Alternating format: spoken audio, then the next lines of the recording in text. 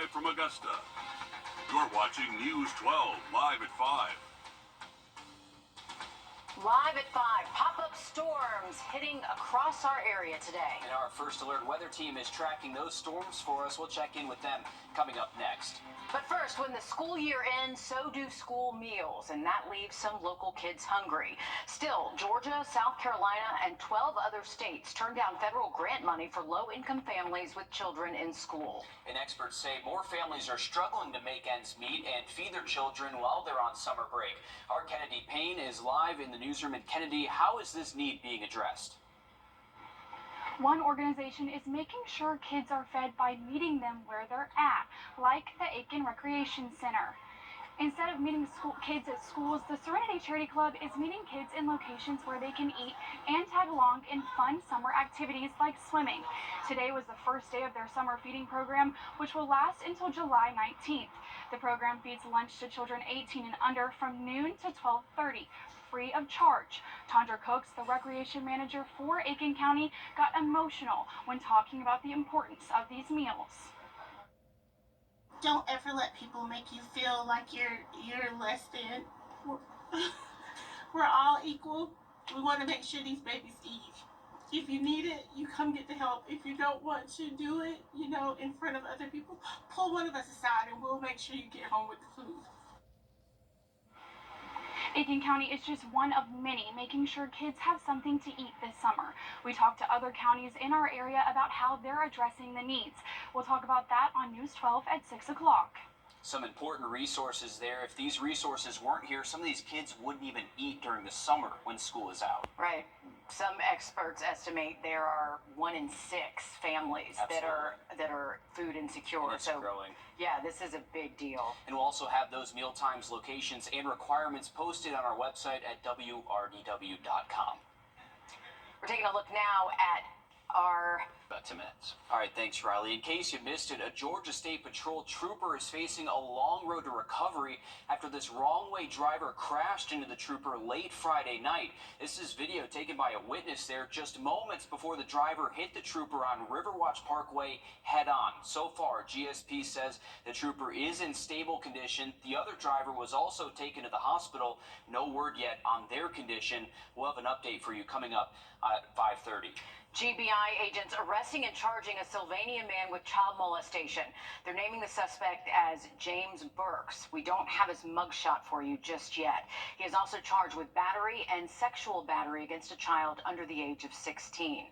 Back in February, Screven County deputies asked the GBI to investigate. Burks has been booked into the Screven County jail. It has been 3 days and still no clean or running water for the people in the heart of Atlanta. Crews have been working overtime repairing water lines after a water main break over the weekend. This has most of the city now under a boil water advisory, and right now city officials say they have no timeline on when that advisory could be lifted. And this main water break is causing more than just inconveniences like having to boil your water. It's affecting hospitals, businesses, and major events. On Friday, the Megan Thee Stallion concert was canceled.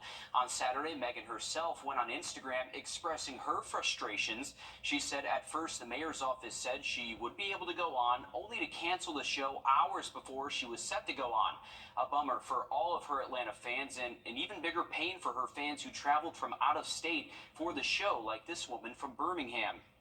I just feel like they kind of waited as long as they possibly could, and people that had to travel weren't really taken into consideration. Megan did end up performing last night. These are pictures from last night's show, which was a makeup date for Friday's show. She has another one tonight to make up for Saturday's canceled performance. Right now, jury selection is set to begin for a former Doraville police officer accused of murdering a Gwinnett County teenager. 23-year-old Miles Bryant is accused of kidnapping and killing 16-year-old Susanna Morales and dumping her body 20 miles from her home. Morales vanished while walking home from a friend's house back in 2022. Nearly 7 months later, police say they found her remains. Investigators say Bryant's service weapon, which he had reported stolen, was found near the girl's remains. They believe he dropped it while dumping Susanna's body. Bryant has entered a not guilty plea. The trial is expected to last about 2 weeks. With the start of the new month comes the return of a popular program that helps older South Carolinians get their hands on fresh fruits and vegetables. And there's a benefit for South Carolina farmers as well. State House reporter Mary Green has the details. The beginning of June brings the return of the annual Senior Farmers Market Nutrition Program across all 46 counties in South Carolina. We know getting healthy foods into everyone's diet, whether it's children or all the way to senior citizens, will have a great impact on their health and their longevity. Through the program, South Carolinians who are 60 and older with an annual individual income of about $27,000 or less can receive 5 vouchers for $10 each. They can use them to buy fresh produce from among 2,000 plus markets across the state. These vouchers are now available on a first-come, first-served basis and must be used by October. The Department of Social Services oversees the program and says it serves about 24,000 South Carolina seniors through this program each summer. There's a stipulation that says the items that are for sale or for purchase using these vouchers must be grown in South Carolina. And so we really see this as a win-win for the farmers that participate to sell their crops as well as the senior citizens. And all the money to fund this program comes from the federal government. DSS hopes to receive some state dollars on top of that to expand the program to more seniors in the future. Reporting Columbia, I'm Mary Green. Eligible seniors can apply at designated centers in the county where they live. They have to bring a photo ID with them, and if they're approved, they'll receive their voucher the same day. Well, mental health is something that you may have personally dealt with. Coming up next, we hear from a psychologist about some issues she's seeing more now than ever. Riley? Well, we are tracking a few storms around the metro this afternoon, and more storms will be in the forecast this week. We'll have a look at it just after break. Time and Temp, brought to you by your First Alert weather team. A couple of days. Here's a look at that 7-day forecast. Luckily for the weekend, we do dry out. Temps will be a little bit cooler in the morning, too. All right, thanks for that, Riley. Mental health, it includes our emotional, psychological, and social well-being. It also affects how we think, feel, and act. Still, there can be a stigma around prioritizing mental health or seeking treatment for it. But as Ashley Garrett reports, it's slowly but surely breaking. There's been a stigma for a very long time. And thankfully, therapy's become a little bit more acceptable. But I think we still have to keep talking about the benefits. Caitlin McClear, counselor at 5 Greenville. I work primarily with children and families. Some concerns becoming more common. I see a lot of identity issues. I see a lot of anxiety in kids and in their parents. So what's got folks on edge? Adapt and adjust to just busyness of life. More and more people are struggling with just finances. McClear also explains an identity crisis. Another concern she's saying she's seeing quite a bit. So some people, it's questioning sexuality, it's questioning gender identity, it can be questioning just like, what's my place in this world? Her solution most times is to advise, stop trying to keep up with the Joneses. Our society is very fast-paced. There's a lot of comparison that happens, whether we're conscious of it or not, social media. Focusing on you also helps to ease the stress. Therapists, a good solution for all. They're not going to judge you. Believe it or not, whatever you tell them, they've heard it before. And consider this when scheduling your possible appointment. Nothing has to be wrong. Just think, there's always room for improvement. Ashley Garrett, Fox Carolina News. Mental health is so important. Make sure you are taking care of yourself and getting the help you need. Well, each year, contaminated food sickens more people than the entire population of Texas. Our national investigative team spent months digging and found gaps in a system leading to potential safety issues. That's coming up next. First Alert Radar, powered by Jim Hudson Automotive Group. You can mark with Burke. Each year, contaminated food sickens more people than the entire population of Texas. About 125,000 people are hospitalized and about 3,000 people die. Critics say the blame falls squarely on the U.S. government and a patchwork of oversight on the food that you eat. Our national investigative team spent months digging and found a confusing system that allows communication gaps to turn into possible safety risks. Here's national investigative reporter Chris Nakamoto. I couldn't believe that the food that I loved and ate every day almost killed me. Annette Martin's lifelong attention to eating healthy didn't stop her from getting E. coli from a salad. Her case confirmed by samples. was linked to a national outbreak that killed 5 people and sickened hundreds more. They had actually talked to my husband Mitch and my son Zach about putting me on life support. Martin says her miraculous recovery came after a 3-week hospital stay. Forced into early retirement and in a quest for justice, she found America's leading food safety lawyer, Bill Marler.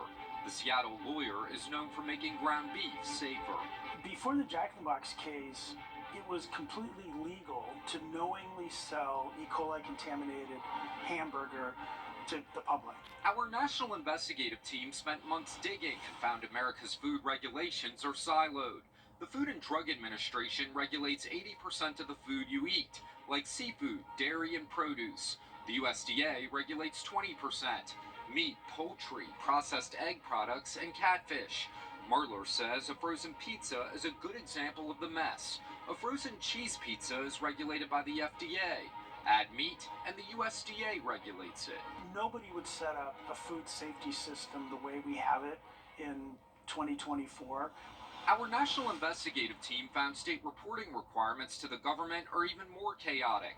2 years ago, tainted infant formula caused the deaths of 2 babies and sent others to the hospital. Chronobacter sakazaki was the pathogen found in the formula. The CDC added it to a watch list in January as a nationally notifiable disease, meaning it's on a list of around 120 diseases the federal government wants states to let them know about when cases pop up. We found as of May, it's up to each state to decide what results from patients it actually reports to the CDC. We contacted all 50 states and the District of Columbia and found 27 states report cases of Chronobacter sakazaki. 22 of them don't. 1 state and the District of Columbia did not respond. There's no really one person in charge or a group of people in charge. The ability to go, hey, we should fix this and this is how we should do it. It sounds like a simple fix. Why hasn't it been fixed? There's a lot of powerful people, who like the status quo.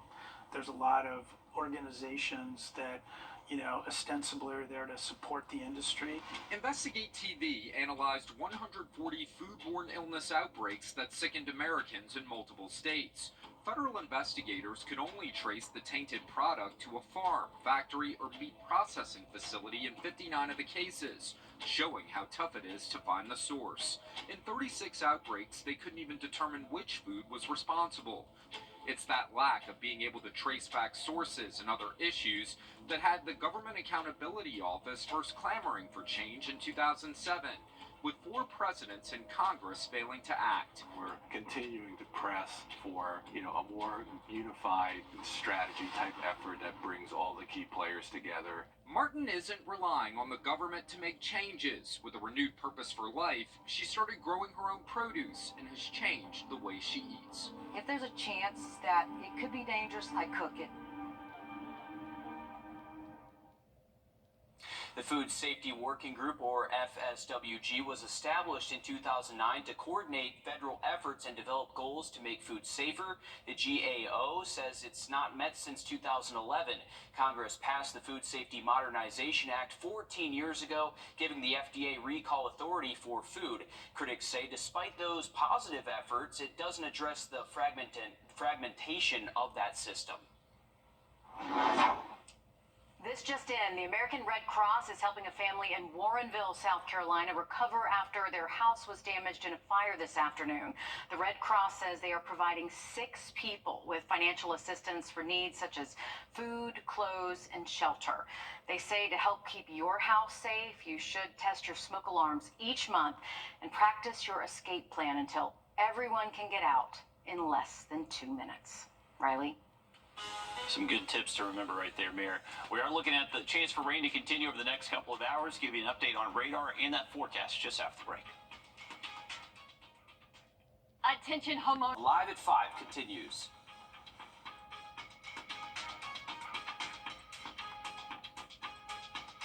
I'm here for you. I'm Nora O'Donnell with the CBS 18 News.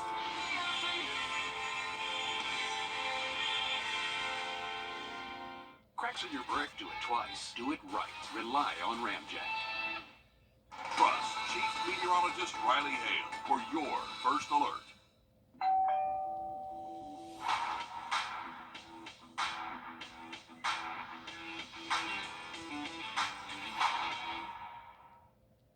You're watching News 12 live at 5.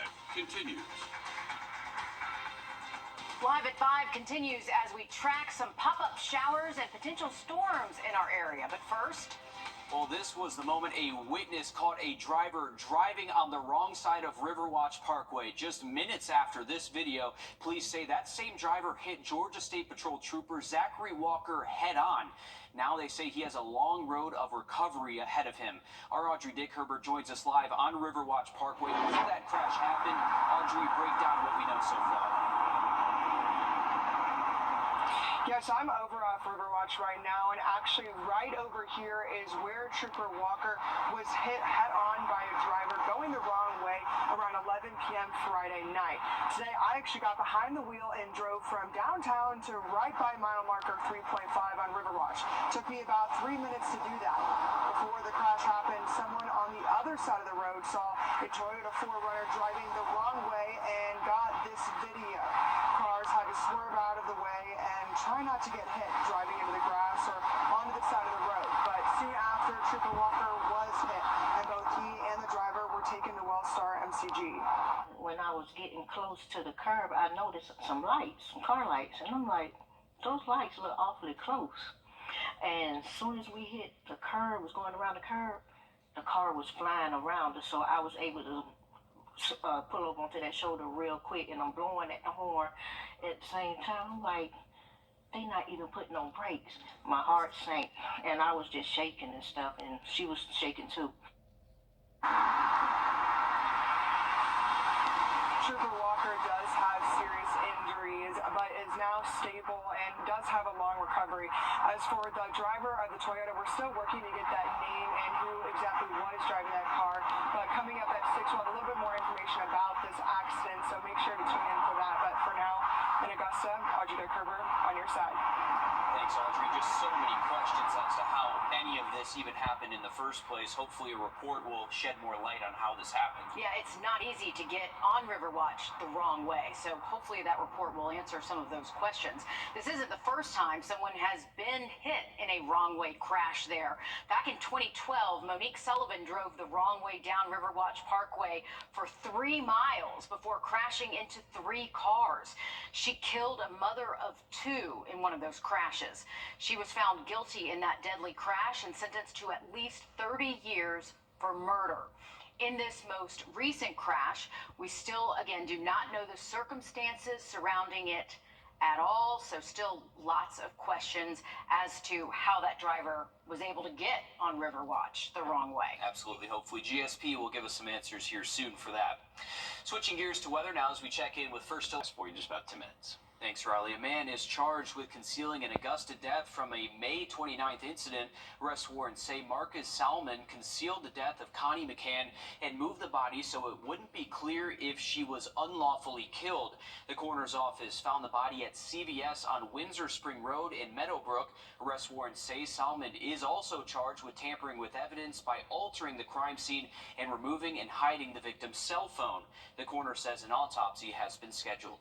Live at 5, a warning for parents tonight. Exploitation of children on the internet is getting more frequent and more sophisticated. Abby Kasoris explains what you need to know about the new tricks and tools predators are using and what you can do to keep your kids safe.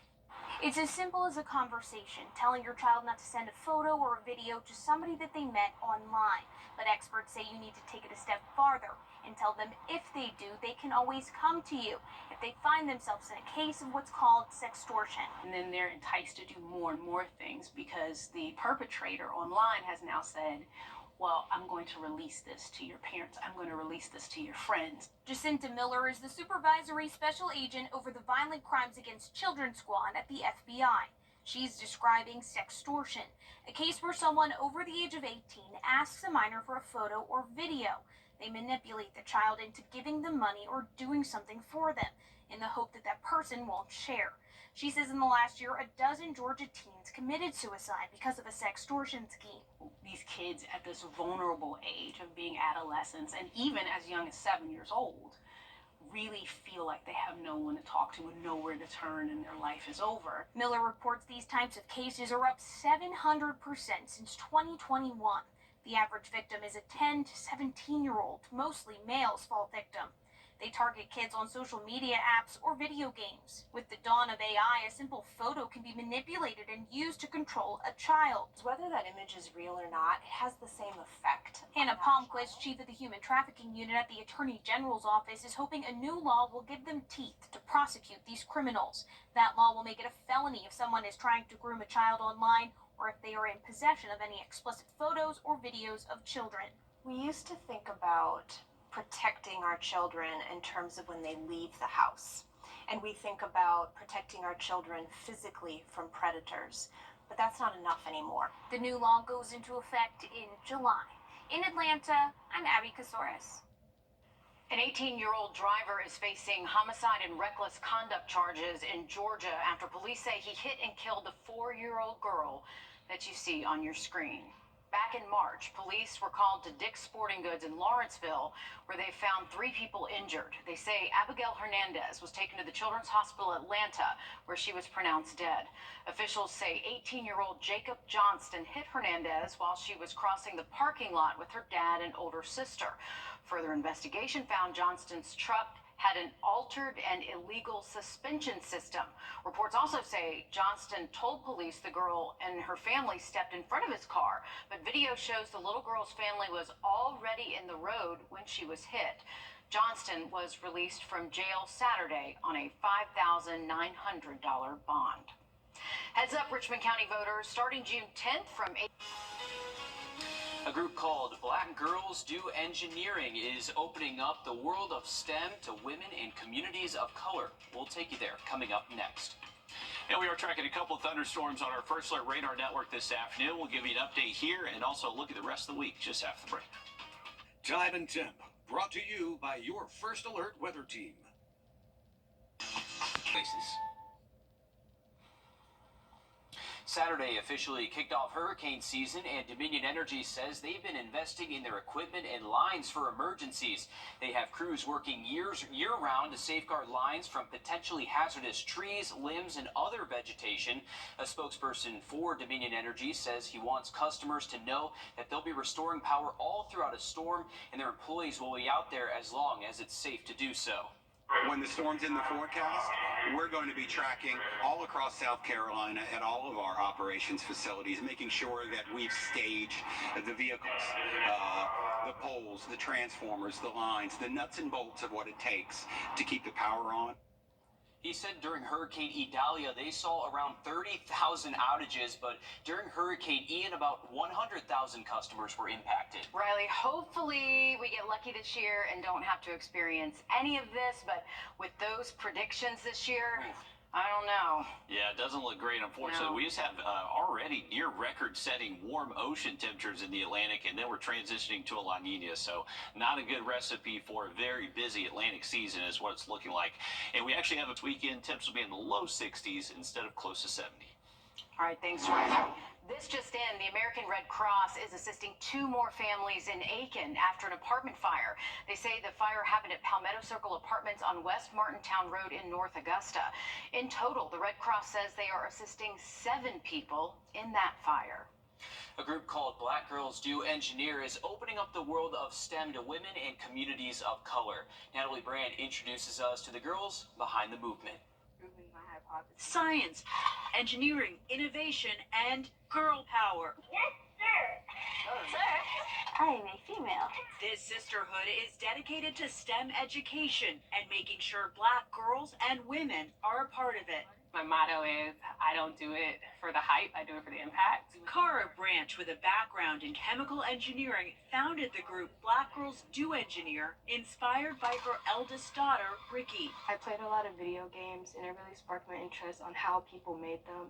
So I asked her that I wanted to become a software engineer, and she made the program happen. Since launching in 2019, the Houston-based nonprofit has helped around 4,000 girls K through college pursue their passion and teach each other what's possible. It can show us girls and Black girls that we can do quite literally anything, because for so long girls have been put down. We need more recognition for African American females and just girls in general. Like, even now in my engineering class, there are only 5 girls in the class.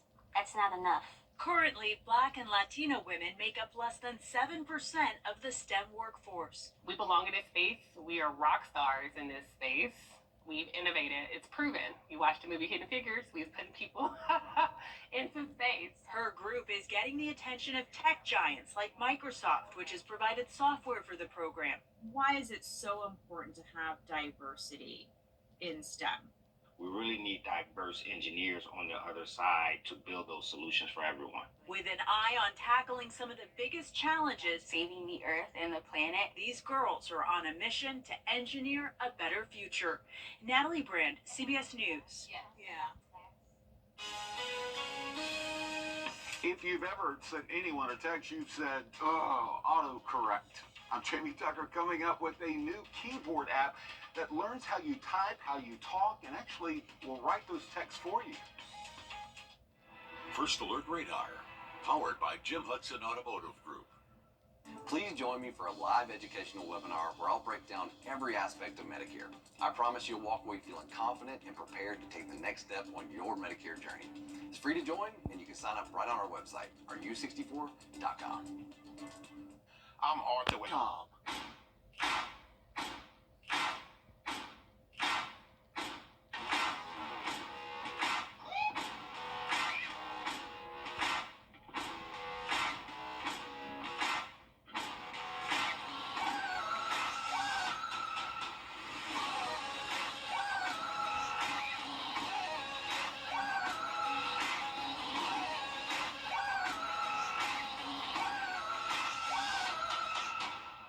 Please join me for a live educational webinar where I'll break down every aspect of Medicare. I promise you'll walk away feeling confident and prepared to take the next step on your Medicare journey. It's free to join, and you can sign up right on our website, rdu64.com. If you type on your phone, send text messages, post to social media, or take notes, you've probably had some frustrating or even embarrassing autocorrects. It happens to me all the time. It's happened to everybody. And smartphone keyboards have improved, and one keyboard does a better job at autocorrect and helps you write using AI. Our consumer tech reporter, Jamie Tucker, shows us how. What the Tech, sponsored by Augusta Preparatory Day School. Yeah, most of us use the keyboard that came installed on our phone, but if you're not satisfied with that, you can install a third-party keyboard. And Microsoft SwiftKey is a big upgrade. First, SwiftKey allows users to swipe to type. Nothing groundbreaking, as Google's Gboard has done this for years. Still, if you've never tried it, you should. SwiftKey claims its autocorrect is more accurate than other keyboards.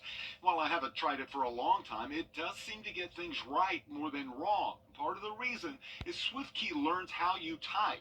Look at this. It adjusted to how I tap the keys, shifting them just a bit, improving accuracy. There are dozens of themes and colors to change how the keyboard looks on your phone, but the biggest change is AI and the built-in Microsoft Copilot, allowing you to enter what you want to text and then let Copilot rewrite it for you. You can create your own memes, like this hairless dog wishing someone happy birthday. Yeah, just enter what you want and Copilot creates the photo or the meme. Translation is built in too. I sent this message to my family traveling in Greece. I chose translate to Greek and then send it off. Pretty impressive.